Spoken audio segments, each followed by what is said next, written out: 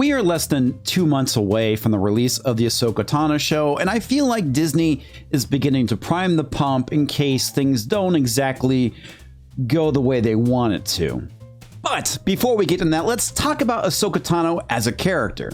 There is no debating, Ahsoka Tano certainly is a fan favorite, and she was definitely one of the highlights of the Clone Wars series, and it was good to see her make a return in the Rebel TV series. But that's where it should have ended. She should have died in that series, much like Kanan did. Keeping her alive introduces certain issues like, why didn't she look for Luke Skywalker to tell him about his father? Where was she during the major events of the rebellion? Would have been nice if she helped train Luke as well. Why wasn't she mentioned throughout any of the movies? There is a logical explanation for this. The character didn't exist during that time period when these movies were created.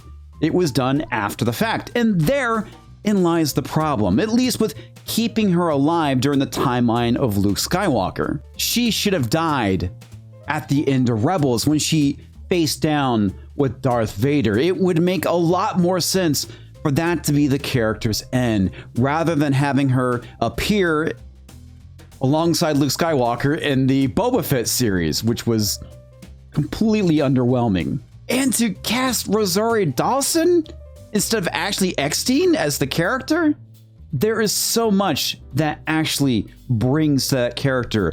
She is the heart and soul, in my opinion, of the Clone Wars series, and that is completely the opposite of what we see with Rosario Dawson's portrayal of her. Just watching the trailer, you can see her portrayal of Ahsoka is dull and lifeless, unlike what we saw with Ashley's portrayal of her in the Clone Wars series and even in the Rebels series. Yes, the character is more mature. Yes, the character may be a bit more stoic, but the heart is simply not there.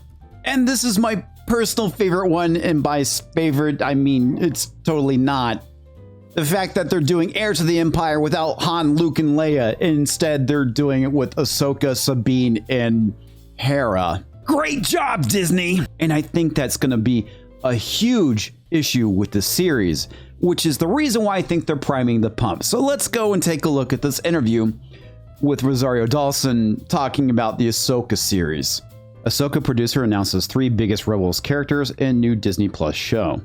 Casting for live-action Rebels characters have been a hot topic for fans over the past few years, especially once Rosario Dawson debuted as live-action Ahsoka in The Mandalorian Season 2. Oh, my bad. It was Blandalorian Season 2, not Book of Boba Fett. My bad. Sorry, folks. All these things blend together after a while. And the other thing that the article hilariously leaves out is the reason why her casting was so hotly debated was because there was an incident with Rosario Dawson and a trans person, which led to the attempted cancellation of her before she even took to the screen as Ahsoka Tano. While speaking with Total Film Magazine, Ahsoka executive producer Carrie Beck said that the show is about a Jedi, a warrior, and a general, indicating that Ahsoka, Sabine Wren, and Hera Syndulla are the most important characters in the series. Now, I know this is going to be a no-duh statement, but you think that the named character of the series, Ahsoka Tano, would be the main character of the series. Just throwing that out there. This furthers the confirmation in Lucasfilm's idea of embracing a female-led Star Wars project, because we've never seen one of those before ever. Leading star Rosario Dawson said it took her a second to appreciate how many women were on the show. When you watch the 15 years of Ahsoka's journey in animation, it took me a second to even appreciate how many women were on the show. And that was Dave's proclivity. That was George Lucas's proclivity. And now to see it continue with Joe and Kathleen Kennedy, it's really quite beautiful. I hate to break this to you, Rosario, but you're not the first female character in a Star Wars property. Just take a look at the expanded universe, which Disney, quite frankly, threw out the window to get to this point where we have a bunch of crap now. There were so many good female characters in the expanded universe that are simply wiped away at the hand of Kathleen Kennedy, I might add. And for 5 minutes, can we stop pretending like Princess Leia isn't a thing? I think that's actually one of the reasons why people have loved Ahsoka and Sabine and Hera's journey all this time, because they have been so prominent as female representation in a space we don't get to really see women be like that. Again, I will bring up the expanded universe where there was female characters like that was erased by Kathleen Kennedy and Lucasfilm under the Disney regime. Statements like this is completely asinine because these actors are completely ignorant of what came before them with this property. I mean, and again, it goes back to the whole thing. Oh, we've never had characters like this before. Princess Leia, female. Mon Mothma, leader of the rebellion, female. Really? To be such leaders. Leia, Mon Mothma, Amidala. To be finicky, to be headstrong. And again, Princess Leia, Amidala, and these are just the on-screen representation of these female characters. Again, plenty of books and comics that have these characters as well, but Disney magically made them go away. It just was really fun to see how that's only just explained and grown, and that there's such a rich history there. And not just because of desire for more inclusivity or diversity, but because it's just been inherent to the story that's been told ever since Dave and Carrie came on board. That's right, because George Lucas himself didn't contribute anything to this whatsoever back in the 80s when he released these films. The fact that the rebellion was led by a woman, yeah, that's not groundbreaking. It's conveniently ignored at this point. Oh, when did Star Wars become such a tragedy? That's right, when Disney bought it.